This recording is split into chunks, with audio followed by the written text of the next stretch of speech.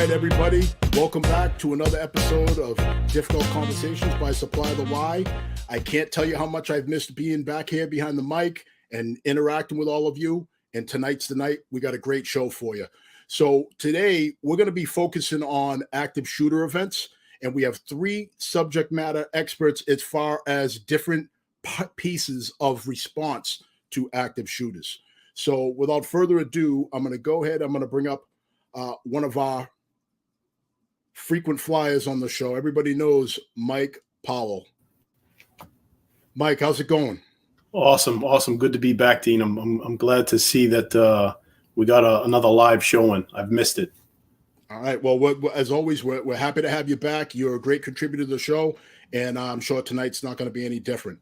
So our next guest is somebody who is a good friend of mine. He's somebody that I've worked with and somebody that I turn to for advice, especially when I need to be told if I am full of crap or not, because this person does not hold back. So let's go ahead and let's bring up John Bonney. Thanks for having me. I'm really looking forward to this, Dean. I know you and I go back a long time. The other guy you haven't introduced yet, I'm definitely looking forward to hearing his take on things. And Mike, I've grown an incredible admiration for you through this program that Dean has, and I'm looking forward to our conversation tonight.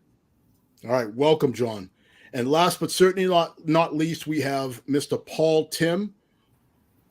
Paul, what's happening? Well, I'm really glad to be here. I feel like the stranger because I'm the only one who has an accent, but it's nice to be with all of you guys. It's actually an honor. So thank you, Dean.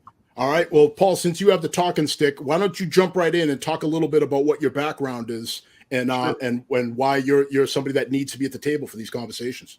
Yeah, thank you. I grew up at Argonne National Labs, which is a Department of Energy facility in the Chicago area. And actually, my home today is not 10 or 15 minutes outside of Argonne.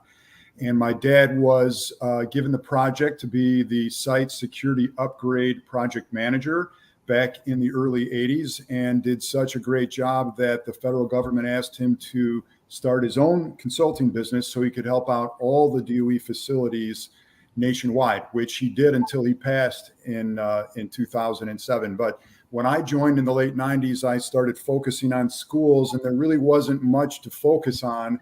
And then in 99 is when the Columbine incident happened. And immediately following that incident, I was asked to speak in tandem with the Chief Deputy District Attorney of Jefferson County, Colorado, who prosecuted it. And since then, I've really focused on schools. All right. Well, we're certainly going to circle back to that.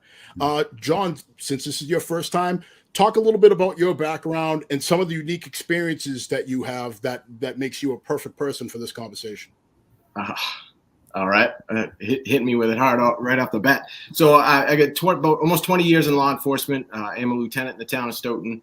I spent a year as a school resource officer from 07 to 08. I am more of a full-time dad, I think. So I get kids. My son just graduated high school, but I have a daughter who's a freshman in the town I work in. And my wife is also a teacher in one of the elementary schools town I work in. So this particular topic is personally and professionally close to my heart here. All right. So it's a well-rounded panel, as you can see. So we're going to jump right into the fire here. So, gentlemen, there's a lot of talk about what needs to happen, we need more of, what we need less of in order to, I guess prevent is a bad word, but maybe lessen the frequency of these events. So I'm going to jump to Mike first. Mike, talk a little bit about your points of view as well as what we can do or where we should be looking to try to minimize these active shooter type events. It's actually a great question, Dean, and just like a lot of other folks, I wish I had the answer to that. But I think what I can bring is a common sense answer and a common sense approach, and I think that is just getting people to realize that it's not just a law enforcement responsibility; it's a responsibility of the schools, of everyone involved in the schools. And I think that point needs to be made. Obviously, law enforcement plays a part in trying to minimize the loss of life. However, that also we also have to look at the responsibilities of the folks that are in the school as far as security features and protocols that are in place when something like when active shooter incidents do occur, or just not just active shooter incidents, but anytime a school goes into lockdown mode for whatever reason. So I think it really has to be looked at from a common sense approach, and we've done a lot of things to kind of harden a lot of the schools as far as security features are concerned. But we can do things a lot better, and I think that it's looking at access and exit points from schools, and making sure that, possibly equipping them with alarms and things that would trigger a response from school officials looking at those features. All right. So I see Paul nodding his head emphatically there. Paul, can you add to that? Yeah, listen, there's not been a school violence incident of significant proportion that has not involved a failure of access control. And so, we all, as we're reading news stories and getting media reports, know that this guy walked right into a school building, no delay, no secured vestibule, or he came in through a side or a back door. And you're referring to Uvalde? Are you referring to Uvalde right now? I am referring to Uvalde. Thank you for that. And then classrooms also unlocked and open, and people push against that and say, well, my gosh, that's the way it was when I went to school, or everybody knows everybody, but I like to harken back to the 70s, Dean, when you could buy a car that didn't have a seatbelt, and a whole family of 5 could sit in the front seat together, or mom could have an infant in her lap and while driving. And we look back on that now and we go, that was nuts. How did we ever allow that to happen? Because once we went to seatbelts and car seats and all of those, or should I call it a car seat? Anyway, okay. Regardless, That kind of hurt.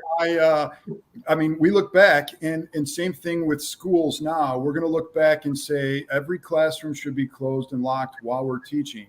And 10 years from now, we'll look back and say, how did we ever do it with classrooms just wide open so anybody could walk in at any time? It doesn't make sense. All right. So, John, perfect time for you to jump in here. I'm going to let you in. John and I used to have a lot of conversations about basically everything. And a lot of what we talked about is old versus new, and that transition piece that needs to take place in order to move on to the next step. So, John, can you just jump in? What are your feelings on some of the transitions that need to happen to take us from some of the old school ways of doing things and bring us into what needs to be a new school mode of thinking? It's really difficult because honestly, a lot of things come down to funding, because nothing's cheap. You know what I mean? And Paul, I don't know if it's like this in other parts of the country, but everything has to go out to bid. Everything is competition for pricing, for doors, for access control panels and everything. So we can come up with all these recommendations. The school can say, hey, I love it. These recommendations are incredible. And then it's got to go before a school committee or a town meeting. And it's just, there is a sort of a lot of red tape involved in progress, and that hurts. One of the things I can say positively is the meshing together of training between police departments and schools have gotten a little bit better. And frankly, it's tough on the teachers who really went to school to teach children, and they didn't go to school to run, hide, fight. They didn't go to school to respond to an active shooter. But things are born out of necessity, and the training that's been combined with the schools and the police departments have really improved. But we can't just stop because we did it once or twice.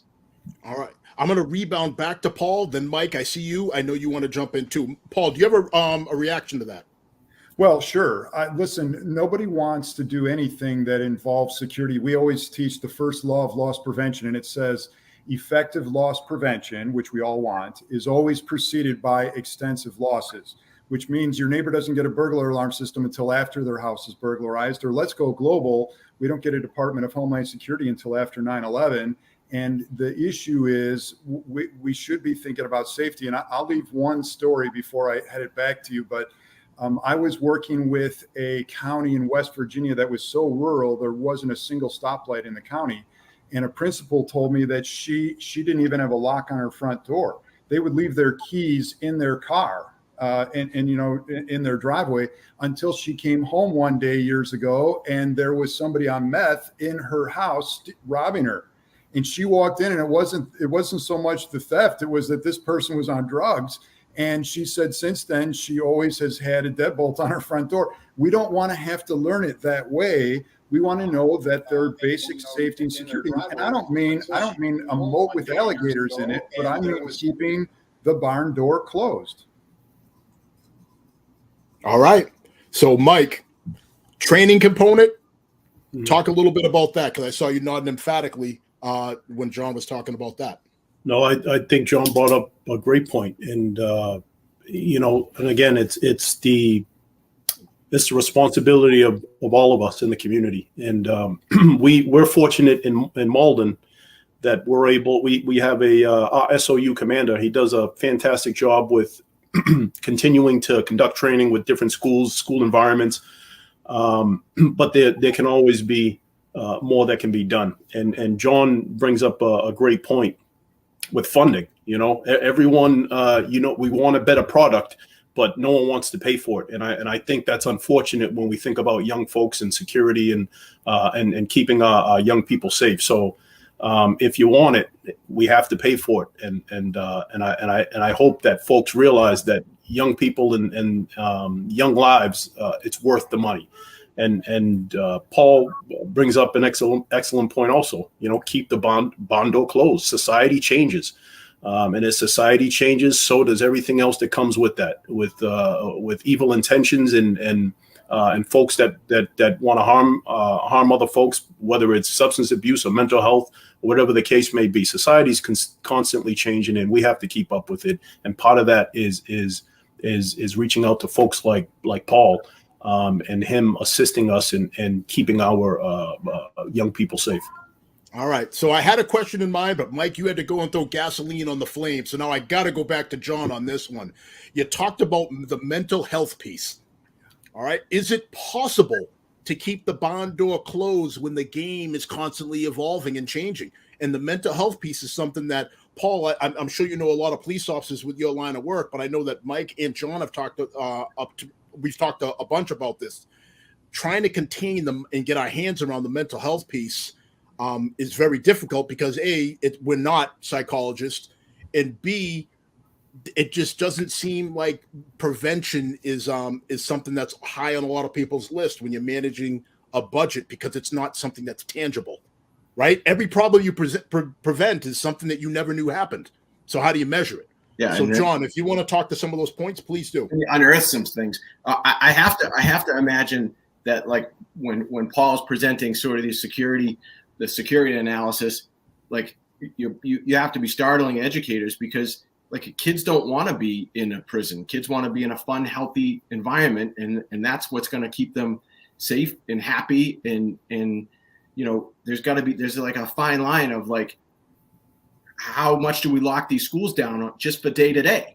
You know what I mean? To keep it safe. And obviously the answer for doors, every door should be locked and shut all the time. But with every new school shooting comes a new worry for us adults and for the kids. And if they're coming into school every day and not feeling safe because things are so secure and seeing police officers all around all the time, I don't know. I don't know where to draw the line. Is it feasible to lock the doors all day long? So, Paul, you mentioned that piece earlier about locking the doors. Every classroom should be locked when it's in session. Talk a little bit about the thought process that went into that. Well, listen, first of all, I understand it's operationally inconvenient, but at a certain point, we're going to stop trading security for convenience. You see people prop open doors, whether it was back in the day for a smoke or to run to their car or whatever it might be. There's just... And if we did spend money on electronic access, we've just rendered that valueless when we propped open a door or allowed somebody to tailgate in behind us. It really takes education. And even in my own home with my own kids, I'm an empty nester now, but I didn't restrict my kids so they couldn't do anything. I just had a conversation to say, hey, when you're on Instagram, you're not going to go public because it'd be like letting kids follow you around on the campus at college. You're not going to do that. That would be weird. It'd be creeping on you. So you're gonna stay private. I know you won't get as many likes, but so in all phases of life, we just have to be thinking a little bit more. And the other thing I wanted to say, Dean, is this: I also don't have mental health expertise, but I do know that a threat assessment team is going to have members that do have mental health expertise. And we can look at those transient threats that come in and decide whether or not they're substantive and how we can make interventions in people's lives. Well put. So let me just take a quick break here. Folks, if you're just tuning in, this is Difficult Conversations by Supply the Why. I'm here with Paul Tim, Mike Powell, and John Bonney. If you have questions, please throw them in the chat. If you feel that this conversation is worthwhile and you're enjoying the content, please like, share, and subscribe. So while we're talking about the comments, Diane has a comment she'd like to for us to discuss. She says CPTED isn't new, and CPTED is what's that? That's something. Crime prevention through environmental design. All right, crime prevention by environmental design. It isn't new, but it's often left by the wayside due to the initial cost or maintenance cost. How do we get buy-in from cities, towns, and campuses? Mike. Easy. Take off your cop hat, put on your salesman hat. Sell this. It's easy. Continue to remind them about Uvalde. It's easy. It's simple. And again, it's just that simple. It really is, Dean. Keep reminding folks about Uvalde. If we want to see this to become continue to repeat itself, then this is what we're going to be dealing with. Unless you want to listen to folks like Paul, it really is as simple as that. And if you again, I'm going to repeat myself, because if you value young people and young lives, you shouldn't put a price tag on that, because not only, and I think John alluded to this, but look at the potential, look at the destruction it's doing to the people in the schools. It's affecting their mental health as well, and that can be traumatic as they grow into adulthood. So again, keep reminding folks about Uvalde. All right, perfectly said. John, jump in on this. And again, let's circle back to your very unique experience as a school resource officer and somebody you're married to, somebody who's an educator in schools. Yeah. So one of the toughest classes I've ever been to was a class around this topic, and it was taught by a guy from the Connecticut State Police who responded to Sandy Hook, and talked about how one of the responders' daughter was in that classroom, and they're going door to door, clearing the room, and he sees his daughter inside the classroom, and she's safe. Hey, everybody. But when he tries to continue on with the mission, comes in the hallway, and he very much struggled with continuing the mission, because I don't know, and it wasn't that. So this is like a game of telephone. It wasn't the gentleman who was involved in this that was telling the story. He was relaying it. But he very much struggled with continuing the mission. And I think in these smaller communities where, you have kids who or officers with kids in the schools or spouses in the schools, that is, it sends you to a different level. And, Dean, you and I were talking earlier today, we've responded to how many critical incidents in our careers. But if something happens with your own family, is your response different? You know what I mean? And so when we get something at the high school, if there's something minor at the high school, my senses are a little bit tighter, and I don't know. It's a tough thing for police officers who have families in the schools, because it's just, I mean, every child is precious, but when it's your child in that school, you feel a little different. 100%. You become more human than you are cop. And a lot of people that don't do what we do don't understand that that's still a possibility. At the end of the day, there's still a person behind these badges and underneath these hats. I think we're just like anybody else. Go ahead, continue, John. I think too, part of the biggest struggle is people, and it's just human nature, will fail to look at their own failures. You know what I mean? And you can't have improvement until you can be critical of yourself and your own responses. In our line of work, after a major incident, we'll do, debriefs and things like that. But like, I think we should take, and Paul, I would imagine there is some sort of catalog that gets sent out or available to schools and police departments after action reports. Like, we should be breaking those things down and saying, okay, if this happened in our community, how would we have responded? And replace, the school in Uvalde for, Stoughton, if I could say, another elementary school, and how would we access that? And I don't know. We're always on to the next thing, and sometimes self-reflection doesn't have enough priority. Well said, John. Paul, perfect time for you to jump in, because I know that you've been privy to some of these after action reports. And folks, if you're not in law enforcement security, an after action report is exactly what it sounds like. It's after some sort of action has taken place. There is a report that is generated, and it talks about what went right, what went wrong, what we could have done better, so forth and so on. So that's what an after action report is. So Paul, talk about some of your experiences being involved in that process. Yeah, and to be clear, the Uvalde after action report will not be available for another 6 to 9 months. There's just so much that has to be sifted through. But I will tell you a commonality between the Marjorie Stoneman Douglas high school tragedy and the Sandy Hook elementary school tragedy was both findings said that the bad guy had never breached a locked classroom door. And I think it's, again, worth hearing over and over again. We don't need to buy secondary devices to add to that door. They can introduce more risks than they address. The commercial lock that is on the standard classroom door is going to be enough. It's just whether or not we're going to lock it and keep it locked.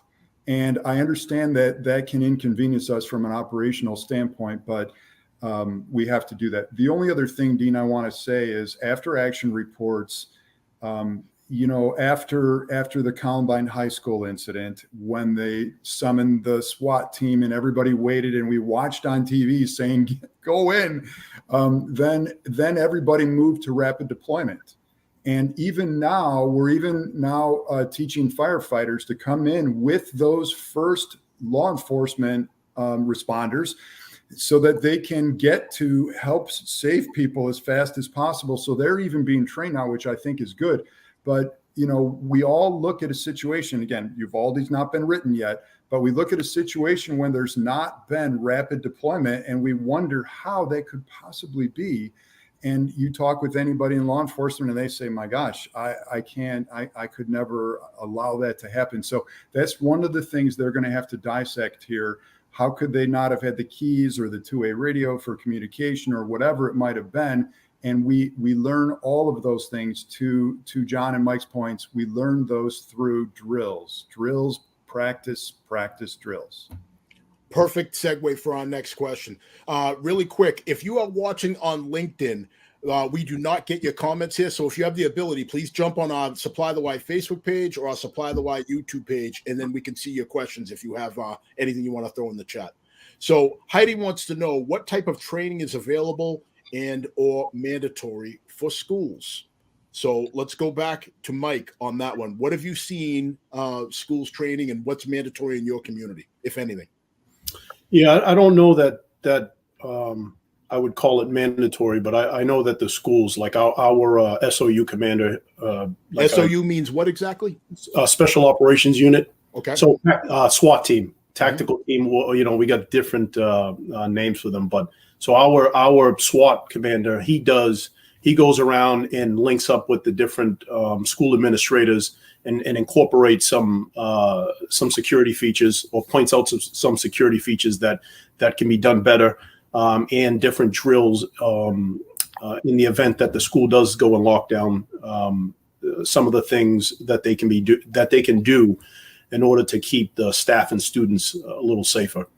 So I don't think that it's mandatory, but I know that our department does a fantastic job with continuing. We could always do more, but we do a great job with continuing to integrate these schools, as well as Paul pointed out, the EMTs and firefighters. All right. So I have personal knowledge of what Stoughton does, but John's going to tell it better than I could. Go ahead, John. Yeah, we've been developing more and more training as the years have gone on. And, we have 2 SROs right now, but we have a sort of a long history of SROs that have taught Alice, which is some form of run, hide, fight. In all of the schools, we did a multi-agency response with the fire department, like was mentioned earlier, which was extremely valuable. Setting up, warm zones and clearing the threat, but bringing firefighters in with us.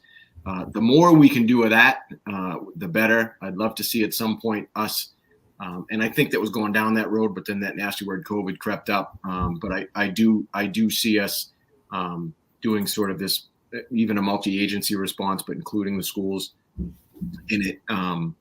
But it's really, really evolved, and it's awesome to see the way the teachers have really taken to this. And, I've been sort of a fly on the wall inside the classroom, or I've taken part of it, but being inside the classroom and seeing how creative the teachers can get for, not just locking the door, but barricading the door and tying belts on and, and then attacking the attacker and stuff like that. Like they've really, or some teachers have done an excellent job of actually saying, we're moving my classroom. If over the loudspeaker, there's some activity about where the threat is and they can move out.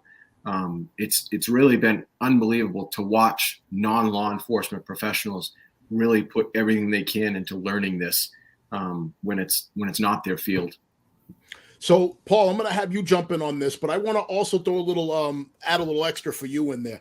How important is it, keeping in mind everything John and Mike have said, how important is it to give people permission and to make people just really give them the freedom to make choices and kind of figure out on their own how they go about the run, hide, fight components? Well, it's really important. And, I can't tell you how many teachers say, just tell me what to do. Am I supposed to lock down, or am I supposed to just tell me what to do? And I say, well, the situation dictates what you should do. You're going to need to assess the situation, and you are empowered, that's an Alice word, to then make a decision. And I have a sort of a good example for this. I ran into a school that was trying what they called the stop and think drill. And that's because they never could do a lockdown drill during arrival time, dismissal time, or lunchtime. It was too disruptive. But they could make an announcement over the PA during those tough times and say, your attention, please. We are now going to have our stop and think drill. If an incident were happening right now, what would your options be? And then somebody who's just walking into the building can take a look. Would I head back to my car? Would I go in the building? If I go in the building, where am I going to go? If I'm in the cafeteria and nowhere close to my classroom, will I go into the kitchen or out the door? And it gives people situational awareness, which, by the way, transcends this whole school discussion. It then applies to the grocery store and the movie theater and the church, and being aware of our surroundings, not because we're afraid, but because we want to have a game plan. So, Paul, that you stole my thunder a little bit there, because I was going to go next. Being difficult conversations and all, I was going to try to throw a roadblock in there. Can you take these principles that typically are taught in schools, and can you apply them to other organizations and buildings?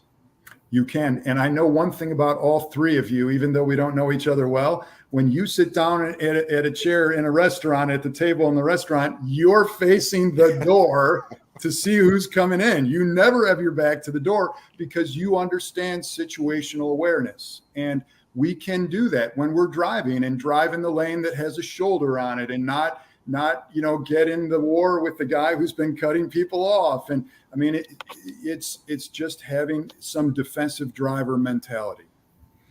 All right. Well said. So Charlie says, I know in the past, some schools have been resistant to Alice due to the counter or combat part. How have you all overcome this or sell this so the program can be fully implemented? John, I know you want to go ahead, my man. So it was not a super smooth transition. Like I said, at the beginning of it, when we started doing it, a lot of the teachers were saying, hey, this is not part of our curriculum.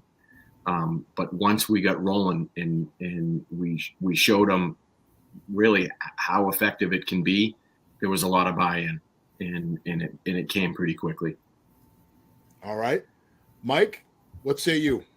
Yeah, no, I'd like to piggyback off what John said, but I think if your schools are, or the school administrators are having a difficult time trying to digest it, I think you start small. You start with the staff, and let the staff kind of have a trickle off effect to the students. So if you don't think that the students are going to be receptive, no problem. Start small and work big. And I think a big piece to that is making sure that everybody is speaking the same language in regards to what should be done if you encounter a lockdown situation or an active shooter. And I think if you start small, I think you're still off on a good path to win. You bring up a good point, and I sort of forgot to mention, because we've been doing this for so long, that I think it's sort of this grand scale, but that is in fact how it started. I mean, even some of our school administrators went through the ALICE training with our officers and became trainers themselves. So it has to be a marriage. It can't be the police department saying you got to do this because we said so, and because that just doesn't work. So you're absolutely right, Mike. You got to start small and grow.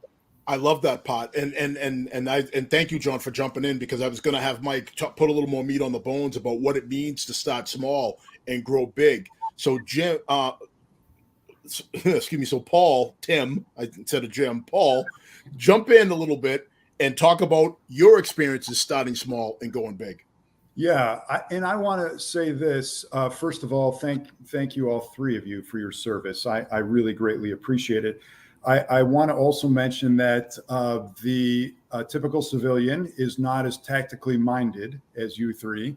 And so I love the fact that you're saying start small, and we have to, it's always education. And we're trying to get people to come along with us, because here's the thing, and I always say this: we want to move from the Mayberry mentality. And for those of you that are so young here that you have no idea what I'm talking about, Mayberry was the fictional town in the Andy Griffith Show that never had any problems. Nobody lives there. We move from the Mayberry mentality to much more of a see something, say something mentality. But it takes people a little bit of time to move through that arena. And what it takes is education, so that they can ultimately make a personal investment. Because if we don't get a personal investment, then we've got a culture that is helping the bad guy. We've got a culture that is advertising that we prop open doors, a culture that is demonstrating routine that is easy to interrupt or take advantage of. So we're constantly trying to say, and I don't do this generally by scaring people, but I do this by saying, let's move a little bit further down the road together. And again, there's lots of ways to do that, but you guys hit the nail on the head. All right. So let me direct a question to John specifically. So John, do you find, and again, outside of your partner, but do you find that it is difficult to have these conversations with educators and instructors about this kind of stuff? Do you find that you get kind of like the ostrich response, where they want to stick their head in the sand and just pretend like nothing's going on, or do you get a lot of people that are receptive that want to be partners with this? I have to say, and it depends on the time of year. You know what I mean? If we've had some time and distance between one of these horrific shootings, then complacency sets in. You know what I mean? So, people might have a false sense of security of maybe things are getting better. But, over the last couple of weeks, I have had a number of conversations with teachers, frankly, kind of pissed off about the response or lack of response of people going in and taking action in Uvalde. And frankly, it's tough to defend. I mean, listen, we got to go in. We might not come out, but we got to go in. And if that didn't happen in Texas, I have to say shame on them. And that's tough for us to defend, even all the way up here. I know the after action is going to take months, but the timeline put out by one of the chiefs talking about how there were rounds being fired inside the school while the police officers were just sort of hanging. That's atrocious. And that's tough to defend when teachers are asking me, hey, could that happen here? You know what I mean? I try and comfort people by saying we respond with just overwhelming violence. And like, that's a harsh thing to hear, but that's what would happen. So it's a great point you bring up there. And to your point, again, I'm privy to some of the same conversations, and I got to be honest, I don't try to defend it. It's not. It's typically I say, listen, I don't work there. That's 1,500 miles away from where I work. It's different than how we train. And Mike, I wanted to get your opinion on when people say things like, well, they need to change their policy. Is changing the policy enough, or do you have to train to the policy? Can you talk a little bit about that? Yeah, listen, if you don't use it, you lose it. And we everyone's always talking about policy, and you can have 30,000 policies in your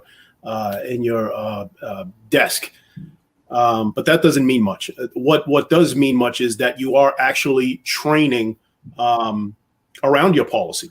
And again, the policy is going to sit up there and collect dust.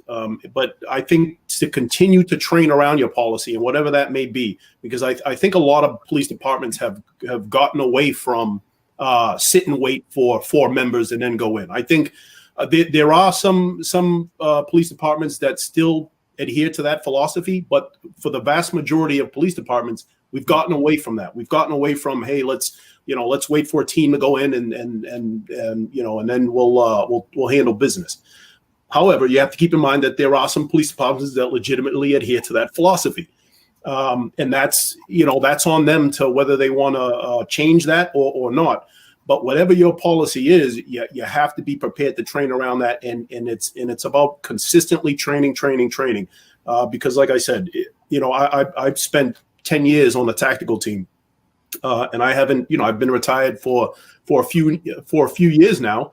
So sometimes when I catch up with some of my tactical buddies and they start speaking their language, I'm lost because I've lost some of that stuff. So I think it's important that not only do you have to talk about it, but you have to actually put it into action. And I think that's important. All right, Paul, jump on in. Yeah, I'd love to share this story. I have a colleague who is also a former school resource officer and police officer and security director. And one time we were doing a security assessment at a school, and we arrived in the winter time. It was still dark outside, so maybe we're 6:30 or 7 in the morning at a school in the parking lot. The snowflakes are falling, and we're just kind of watching arrival to make sure that we can find any vulnerabilities and can people just sneak in the building. And we see a guy park in the next row over, and he gets out of the car and he gets something from his trunk. And when he closes it, the wind blows and you can see his sidearm on his hip. But he's dressed like you and me right now with a winter coat on. And Randy goes, "Oh, a gun." And so I was driving. 2 things happened. I thought, well, I'm going to put it in drive and get out of there and call 911. And Randy goes, "Let's go get him." and there is a difference in mentality there. I'm thinking, let's call for, and Randy, as a former police officer, was like, no, we got to go do something now. Turned out it was an off-duty police officer who was going to the building to help, and we didn't tackle him or anything. But I just love that because it is a difference in mentality. And that's why I'm thanking all of you who are ready to do something like that. And what we don't want is now teachers chasing the bad guy like that, or teachers carrying firearms. I don't want that either, but I do want them ready to call, having the communication devices, the panic buttons, whatever it is. And of course, we all expect that law enforcement is going to do exactly what he said and what all of you are saying, that you guys will intercept the adversary. I got to be honest. I didn't know that people didn't just go in as soon as you got there. I thought that went away years ago. Yeah. Personally, I'm shocked that there's still departments out there that still have that as the way they do business. But again, I never claimed to know it all, but that was mind-boggling to me. John, did you have something? Look like you. No, I agreed with you. I thought that was done. I mean, we certainly learned a harsh lesson watching things in Columbine, and I don't even remember how many years ago that was. It just seems so far away, and training just has gotten so much better. And I just, I was surprised, very, very surprised to read the timeline. All right, so let me hit the chat real quick. So Pat has jumped in, and he says, to Mike's point on policy, usually do steer towards the not waiting part, but say the first guy doesn't wait and now he gets incapacitated. So he's saying, suppose the first guy doesn't wait, he goes in and gets incapacitated. There is now another weapon for the shooter to use. I would think it would be smart to at least wait for a second backup. Granted, some towns don't have that luxury. Just curious on what your thoughts were. So, Mike, since it was kind of directed at you, what are your thoughts on waiting for at least a second person, a battle buddy, so to speak, to go in with? Well, it's easy for me to say my thoughts on it because, I work in a city like Malden where matter of seconds, you're going to have somebody there with you to your right or left. So it's tough for me to give my opinion on this because you go to a smaller community where you're literally the first one in, and you may not have somebody show up for another 5 or 10 minutes or longer. So so the philosophy of going in first is this. Unfortunately, again, this is what we signed up for, and this is what we have to do. We have to be prepared to do as law enforcement. Is you have to be prepared to go in alone. But what that says, that doesn't mean you have to leave your tactics behind when you go in, but you're going to have to go in alone. And if you do, you have, and again, this goes back towards training. So the philosophy behind that, without getting into a whole story, is your job as the first person that goes in there is to at least reduce the loss of life, meaning go towards that threat, distract the threat to the best of your ability until your teammates get there. So that's the philosophy behind it. But again, it's easy for me to say because I come from a community where matter of seconds, I'm going to have somebody to my right and left. But I think for the majority of police departments around the country, you're going to have to be prepared to go in alone, unfortunately. John? Yeah, our community isn't as large as Malden's, but we would certainly have just a rapid deployment. And frankly, Paul, you bring up a concern for me as an incident commander. It's one of the things that I hate about plainclothes officers in a hot zone, like especially in a mutual aid situation where, we have a courthouse around the corner. People coming in I think our communities, the people on this panel anyway, our response would be so robust that we would have to set up an incident command very, very quickly to try and, keep people in check a little bit. Yeah, to keep from almost like an over deployment type situation. Is that what you're saying? Yeah, very much so. Yeah, because things can spiral out of control that way too. But again, in comparison to what is being talked about in Uvalde, that would be one of those good problems if something like that happened. All right, that's an exact opposite. Paul, any final thoughts on this topic? Well, yeah, I mean, there's going to be people listening who aren't sure what the incident command system even is. And I just want to say this as part of the National Incident Management System, but our company is mostly engineers. On my side of the house, there's a few of us that do the school security, but everybody else is like doing condition assessments. They're engineers. And when the pandemic hit and we couldn't go into places to help anymore, I said, this is the perfect time for everybody to get certified in the basic 100 level course, which you can take for free online. And all 30 people in our company, engineers or security people, got certified in that. And I believe there will be a day where all administrators will be required to be certified in that as well. So here's my thought on the incident management system. This is something that is near and dear to my heart. I got my master's in emergency management. And this is the Dean Jenkins thought on it. Emergency management, first of all, the fire department does a much better job than the blue team does with implementing incident management. But I will ask secrets, please. Hey, sometimes you got to give them props. They do some things better than us. Cook and sleep on duty are two of those things. But what I will say from there is this. I feel that incident command tends to work better when you're dealing with problems that don't have personalities. So when you are dealing with things like, for example, if you are dealing with a weather emergency, or if you are dealing with something like almost like a mathematical equation type problem or a scientific type problem, as opposed to something that is actively trying to outthink you, and now you are trying to, kind of get in the head of that human element that is driving the problem. I think incident command tends to work better with that kind of with those kind of problems. Paul, John, Mike, anybody have any thoughts on that? No, I like what you said, Dean, and I think you bring up a good point. It's different when there's a human element to it, because just as we learn, so do the bad guys, and so we're constantly having to readjust the way we do things as well. So I 100%. John? Yeah, I completely agree. And I do tip my cap to the red team because they are much better at it. One of the problems, and Mike, I'm sure you've been in this situation, is trying to figure out when, as a responder or someone who's going to run an incident command system, to sort of switch gears. And when do you do that? Obviously in a hot zone, and when you're looking for an active shooter, that's not necessarily at the time. But when you have enough personnel coming on board, when do you finally take a step back and say, okay, we have to have somebody manage our resources? But that might be a story for another time. They may bore your listeners there, but it's definitely something you have to think about. You see me smiling, right? Yeah. Because that is something that John and I, we've talked about quite a bit, is when you work in a medium-sized agency and you might be the first line supervisor and the incident commander, and you might also be the first on scene. When do you switch from one hat to another? And it's difficult to do that. That's why you have to have people around you that can maybe tap you on the shoulder and snap you into whatever role you need to be in at the time. It's critical to have people that have that around you that you trust, and they have that kind of trust in you that they could have that conversation with you.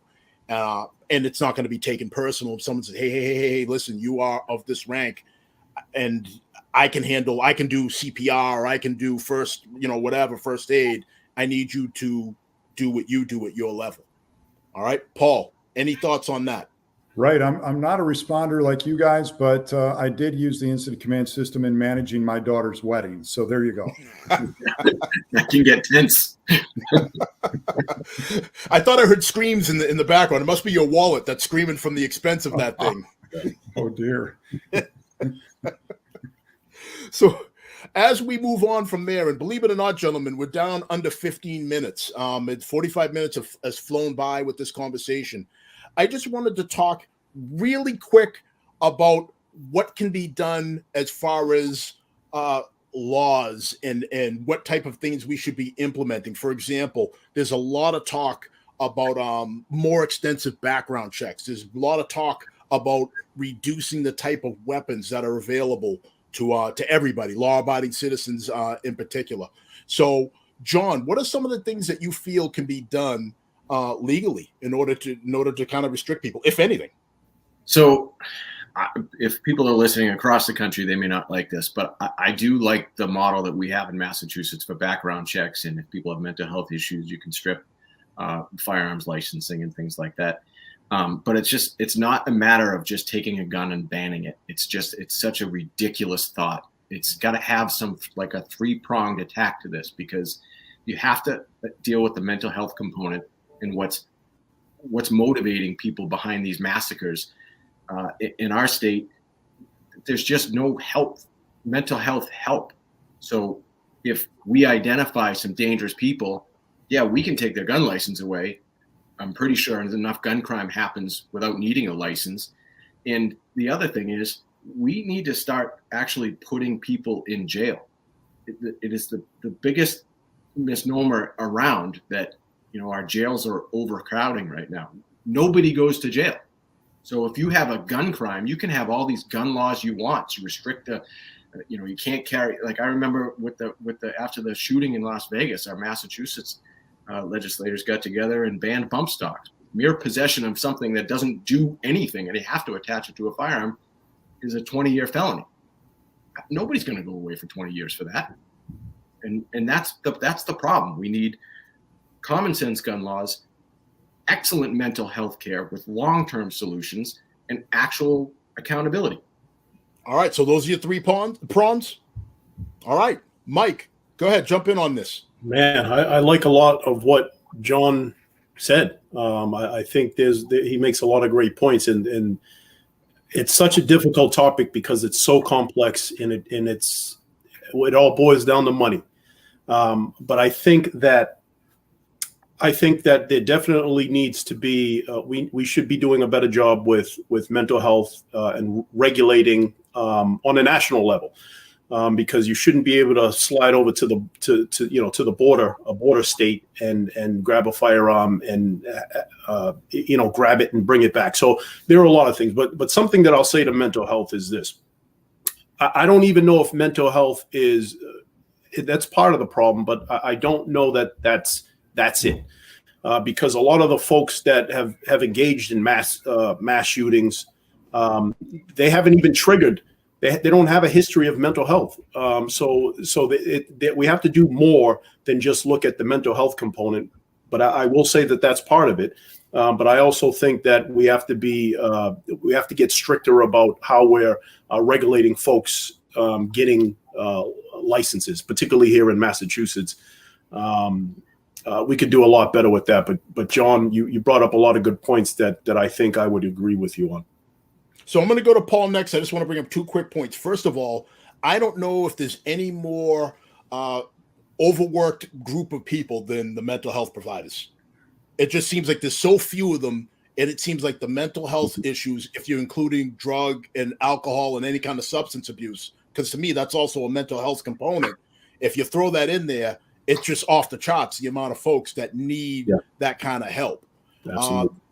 And the second thing from there, if I could devil's advocate a little bit, was is it the licensed gun owners that are the issue here all the time, or are these guns available, just as available, even more so to people that have criminal design? Paul, if you have any insight on this, please jump in. Well, first of all, I don't disagree with anything that's been said. I just want to be clear about that. It's everybody wants to take a political opinion, and I'm glad that nobody here is taking major political opinions. I think, even we back in the day when we were growing up, we looked at politicians with some degree of reverence. That's all gone. I mean, everybody understands they're terribly flawed and probably corrupt. And I'm sorry to even say that or burst bubbles for people who think otherwise. But in the end, people are people. And what we've lost at some point and in many different ways is common decency, kindness. And I'm not going to go down that level, but down that road. But my daughter is a social worker. My daughter-in-law has also went to school for social work.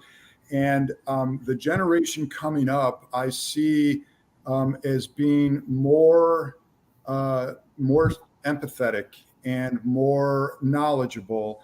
And I'm not throwing all of the pressure on them, but I sure am hoping that voice of the generation coming up now is really going to speak into issues in ways that maybe we did not do a good job with. Paul, you hit the nail on the head. And if I could speak to that a little bit. Please do. When it comes to mental health help in police officers, we're not great at seeking it out. But I will say, and Mike, I don't know if you're seeing this on your end, but I will say in talks that I've had with some of our younger officers, they are far more open, not only to seeking it, but encouraging it and talking about it.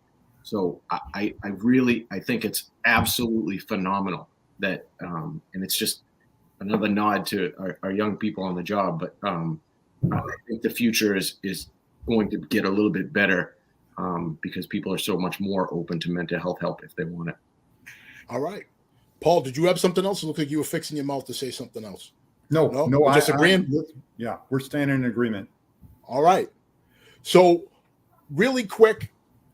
So we talked about that component. We talked about the gun control component a little bit. We kind of went down to mental health component, and we've talked about the environmental design component. Where do you think we need to be in order to have these kind of conversations? Because I don't know about you folks. So we've sat here, 4 different people, 4 different backgrounds, different trainings, different family dynamics, and we were able to have a conversation without yelling, screaming, and to Paul's point, making political.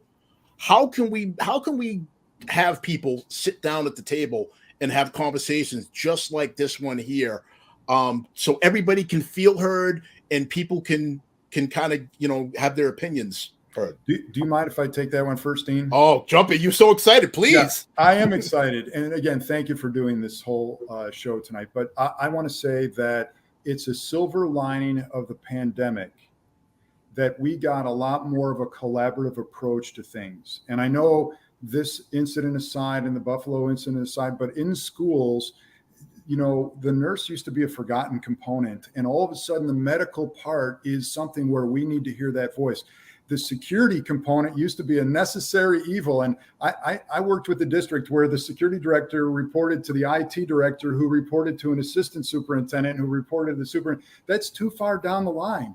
And we have to get away from this kind of leadership and flatten it so that we've got voices that are being heard and stature. And if there's ever a time where the security component should be a not just a necessary evil, but an important component, it's now. And if there was ever a time where people are listening, it's now. Education should be happening now. I love that. Mike, John, who wants in? How do I talk behind that? That was awesome. It's like you rehearsed it, Paul. You have that written down somewhere. No, I think Paul did an awesome. I mean, I don't even know what to say to that, but he did an awesome job. Instead of this, it needs to be more of this. And I think that and I think it starts at the top of every culture, whether that's the police department, the medical medical professionals, what have you, security professionals. It has to.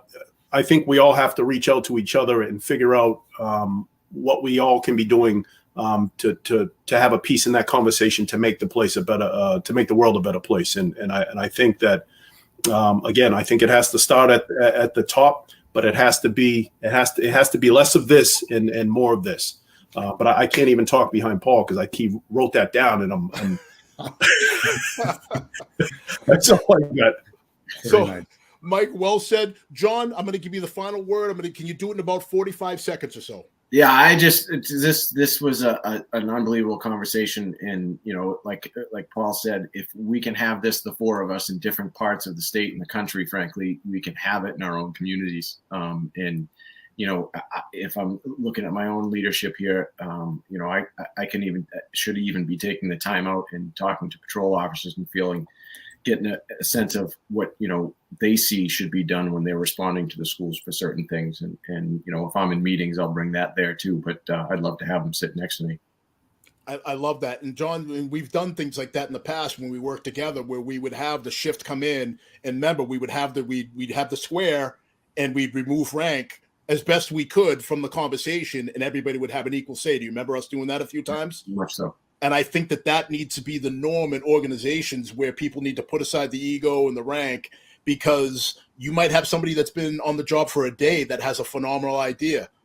Just because someone's been there for 30 years, as we all know and we've all seen, sometimes they don't always have the best ideas. Sometimes they're full of knowledge, but sometimes that maybe they're a little bit concrete in their thought processes. So sometimes some fresh perspectives is what it's called for. So really quick, I'd be remiss if I didn't mention Charlie's comment here. So Charlie has a great idea. Charlie says, make clinicians and social workers a city department, just like police, fire, and DPW. All right, that's definitely an episode. That's another show. That is another show. And Charlie, thank you for that. That's a very thoughtful comment, and I think that's something that should be explored. So we've got about 90 seconds left. So I'm going to go to Paul first. Paul, in about 20 seconds, 30 seconds, talk about what you have cooking. How can people follow you? How can people contact you? Yeah, thank you very much. I wrote a book called School Security that was published in 2015, and the second edition just came out last year. So all it's called is School Security, because that's what it's about. And I'm not here to sell that book, but it could be helpful to people. The other thing that could be helpful is schoolsafety.gov. That's the national repository for school security and emergency planning resources. All right. Thank you so much, Paul, for taking the time out to jump on. Mike, final potting shots for you. No, Dean, I want to thank you again for having me on the show. I got a chance to meet Paul and John, and hopefully, one day the world will bring us together and we can actually meet in person. But until that time, fantastic conversation with you, gentlemen, and I look forward to speaking with you some more. All right, John Bonney, give it to us.